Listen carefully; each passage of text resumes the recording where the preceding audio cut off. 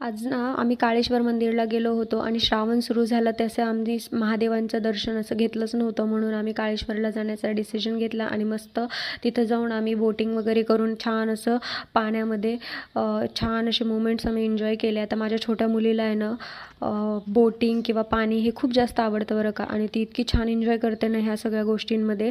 आणि माझी मोठी मुलगी तिच्या टोटल अपोजिट, तिला हे बिलकुल आवडत नाही आणि ती खूप भीते सुद्धा. सो आता हे सगळं झाल्यानंतर आम्ही मस्त एन्जॉय करून आल्यानंतर आता घरी तर पोटाला आपल्याला खायला लागणारच होतं, मग काय आम्ही मस्त असं कढी आणि भात बनवण्याचं डिसाईड केलं. आता सोपं काहीतरी बनवायचं होतं मला, आणि कढी आणि भातापेक्षा सोपं तर अजून काही नव्हतं, म्हणून मी मस्त कढी बनवली. कढीसाठी मी मस्त असा ठेचा बनवून घेतला आणि मस्त कढईमध्ये फोडणी मारण्यासाठी घेतलं. छान तिखे जिरे टाकले, कढीपत्ता घातला आणि मस्त असा ठेचा टाकून आपली कढी आहे ना ती फोडणी मारून घेतली.